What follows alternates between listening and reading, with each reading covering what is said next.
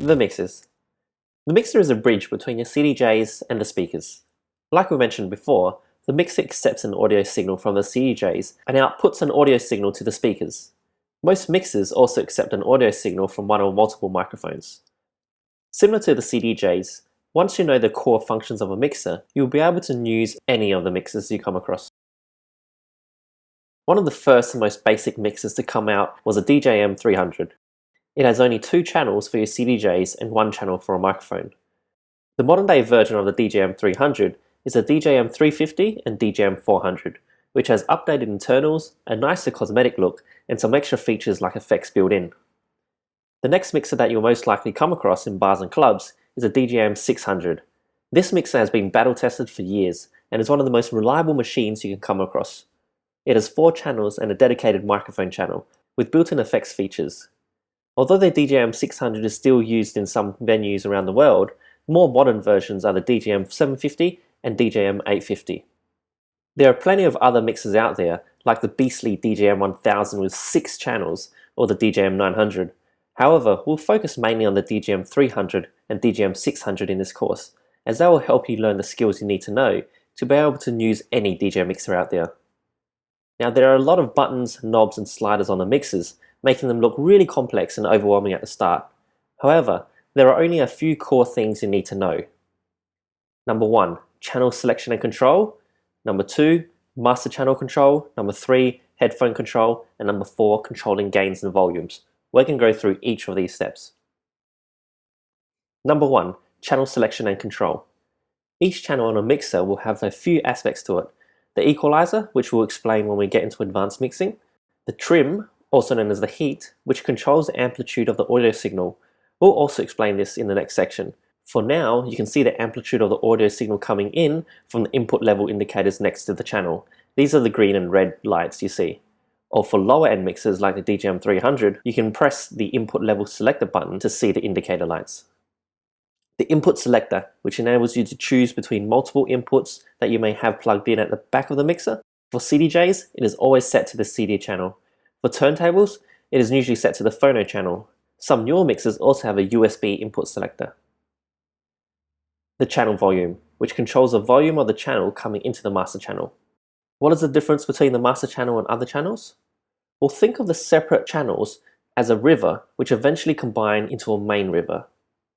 Channels 1, 2, 3, and 4 and any other channels you have are like separate water channels. When you adjust the channel volume, you're adjusting the amount of water, or in our case the amount of audio signal, that combines with the main river, which in our case is the master channel. The science behind smooth mixers is knowing how to adjust the channels to ensure that the master channel volume remains constant, or in our example of a river, ensuring the level of the main river remains the same as you adjust the amount of water coming in from other water channels. Next we have the master channel control. As we just mentioned, the master channel is the main channel that combines any and all sounds that you as a DJ allow into the main channel.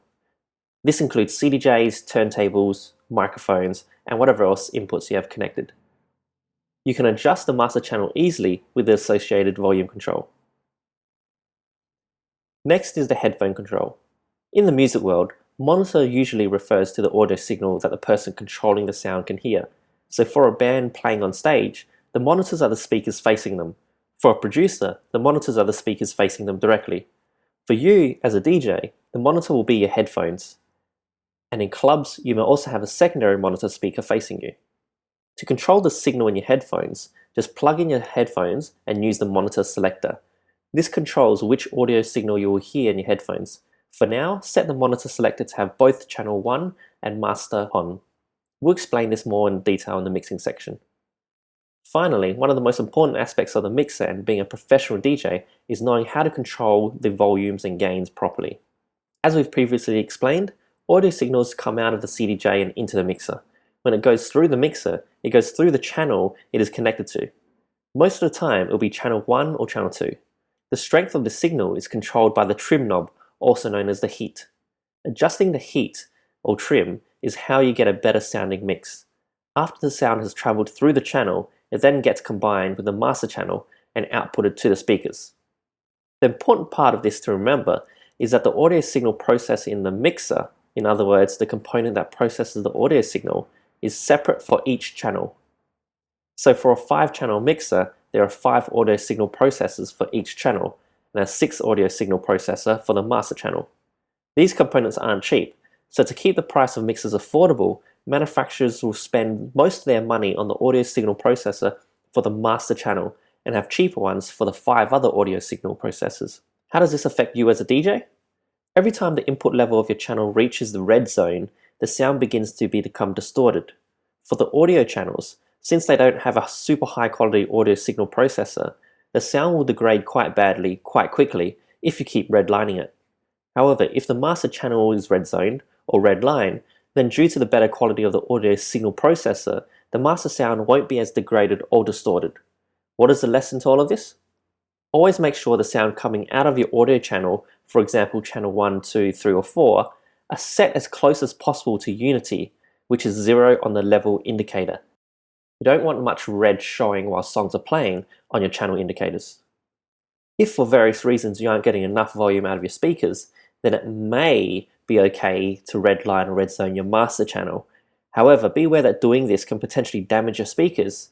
Remember to check the peak status light on the back of your Mackie speaker, or it can also damage other parts of the sound system. If you're working with a sound technician, they'll also probably hate you if you keep redlining it. So try not to redline the master channel. One technique to ensure you're playing your songs at the right volume is to fast forward through your song and adjust the heat or volume of the song using the trim knob. This ensures that the loudest part of your song won't be too loud for the mix and speakers. This process is known as adjusting the heats or volume to unity.